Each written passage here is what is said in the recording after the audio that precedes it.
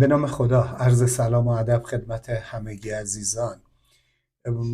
در ارتباط با سایت sohail-naderi.ir که از مدت قبل راه انداخته بودم، در طی این چند ماه گذشته سعی کردم برای دو دسته از عزیزان که شدیداً یک به فایل هایی برای استقرار سیستم نیاز داشتن و یا میخواستن آموزش های حرفه‌ای در حوزه های مرتبط با سیستم های مدیریتی مختلف ببینن، در این سایت سعی کردیم این فایل ها رو در اختیار عزیزان قرار بدیم. بنابراین این در حقیقت ویدیو راهنما رو آماده کردم تا اگر خواستید استفاده کنید از فایل های این سایت بدونید به چه ترتیبی باید این کار انجام بشه.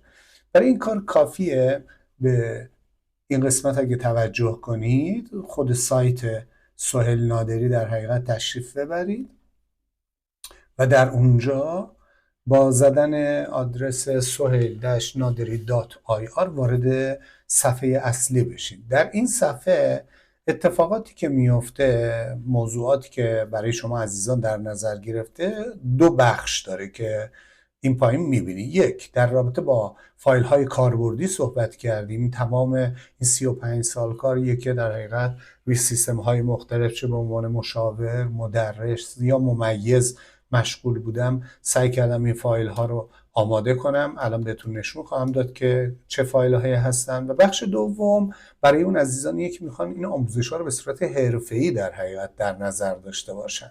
برای اگه شما روی این فایل ها بزنید، لیستی از فایل های مختلف رو میتونیم ببینیم که در حوزه ها و کاتگوری های مختلف میتونه به شما کمک کنه.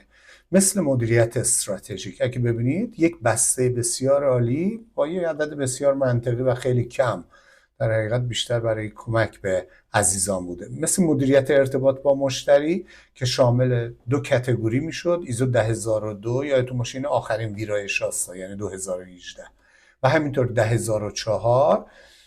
میتونید وارد این پک بشید، این پک رو دریافت کنید. این بسته تمامی در حقیقت بسته ها و پک هایی که اینجا شما مشاهده میکنید شامل چند تا موضوع میشه.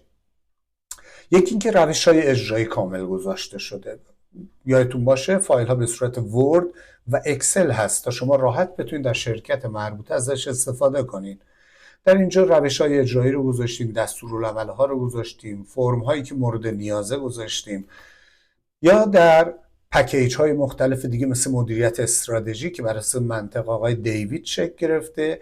یه پک بسیار فوق العاده داریم، اینه کلی فایل توشه، کلی فایل ها و چک لیست های مختلف توشه، مثل این بسته ممیزی داخلی که برای ایزو 9001 با ویرایش 2026 تهیه شده. البته میدونین بر اساس DIS تهیه کردیم و منتظریم ببینیم در بازه زمانی آتی وقتی که پابلیش بشه 9001 ویرایش جدید عملا چه موضوعات رو میگه. اما شما اینجا میتونید آخرین موضوعات که بر اساس DIS هست و یک چک لیست فوق العاده ای اینجا وجود داره، روش اجرایی وجود داره، فرم برنامه ریزیش وجود داره. تقریبا تمام چیزایی که تا از ابتدا از طرحریزی و برنامه ریزی ممیزی تا زمان نوشتن گزارش ممیزی رو بخواین تو این بسته تهیه میکنید. و میگم یکی از بهترین فایل هایی که تو این بسته پیدا میکنید چک لیست ممیزیه که خود اون نمیدونم شاید بالغ بر 40-50 صفحه فقط برای 9001 باشه که سوال به سوال طرح کردیم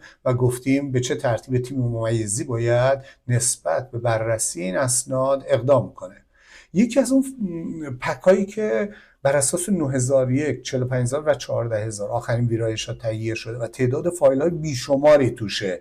یعنی اگه شما وارد این بسته بشین، حالا با یه مکسی ببینیم اینترنت جواب بده، به جای اینکه این همه وقت بذارین و بخواین اینا رو خودتون تهیه کنین، یه عالمه فایل اینجا وجود داره. تقریبا تمامی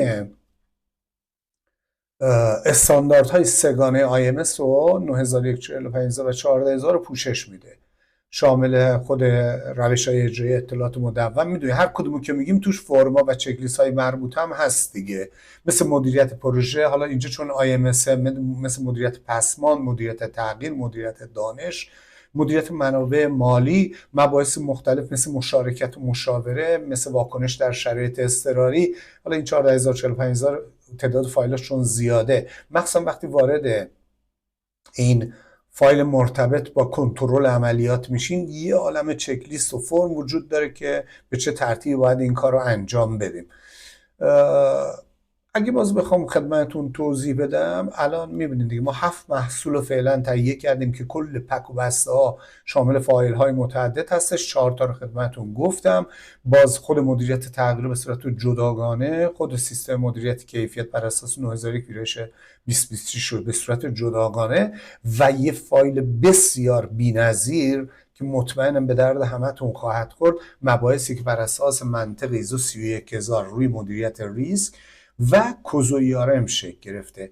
تو این بسته وقتی که وارد میشیم و فایل ها بعد از اینکه خریداری میکنین دانلود میتونین بکنین، یه سری فایل ها هست که میتونه خیلی برای شما جالب باشه و برای این کلی زحمت کشیده شده. به جز مباحث مرتبط ما میبینید دیگه تو 4 بخش در حقیقت اینو پوشش دادیم. یه سریش مستندات اصلی ERM هستش که شامل روش های مختلفه که شما باید استفاده کنین. فلوچارت کاریه، اینا رو باز کنین میبینین چه فایل های بی‌نظیریه. اصلا یه نمونه سند اشتها چجوری منشور کمیته چجوریه، نمونه هاشو گذاشتیم.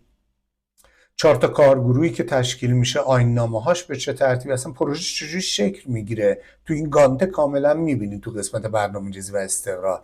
و یکی از بی‌نظیرترین موضوعاتی که تو این پک وجود داره ارزیابی بلوغ مدیریت ریسک که بر اساس کامکاور، چک لیست، محاسباتش، همه پرسشنامه‌اش، خودش محاسبه میکنه، نموداراشو میده، خیلی بی‌نظیره. راحت میتونین این مباحث رو در حقیقت از توی سایت تهیه کنید.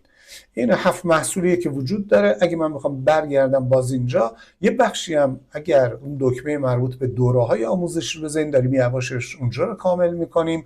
برای تمامی استانداردها باز پکا کامل خواهد شد. در حال حاضر پکی که فعاله آموزش مدیریت ریسک بر اساس منطق ERM 15 تا ویدیو هستش که من براتون در 15 جلسه کامل توضیح دادم که به چه ترتیبی شما میتونید این کار رو انجام بدین. مباحث مربوط به 9001 2026 به جای 2015 خواهد نشست و همینطور 31000 مبحث مربوط به مدیریت فرایندهای کسب و کار که بر اساس APQC و PCF داره تهیه میشه، مباحث مربوط به مدیریت استراتژیک، مدیریت تغییر، مدیریت دانش 10002 10004 اینا یواشاش به اینا اضافه خواهد شد. پس آنچه که به صورت خلاصه بتونم خدمتتون میگم اینه که شما با 2 دسته فایل اینجا در ارتباط خواهید بود. یا میخواین آموزش های مرتبط رو دریافت کنید که از این بخش میرین و این فایل ها رو دریافت میکنید، یا میخواین خود فایل ها در اختیار شما قرار بگیرین، فایل های کاربردی که از در حقیقت میدونید سمت چپ میرین و انتخاب میکنین و بعد از خرید نسبت به دانلود اونا اقدام خواهید کرد. این فایل های بی‌نظیری هست و مطمئنم که بسیار به شما کمک خواهد کرد تا در وقت صرفه جویی کنید و به راحتی بتونید این سیستم ها رو در سازمانتون استقرار بدید. امیدوارم هر جا هستید در پناه خدای بزرگ باشید. خدا حافظ شما.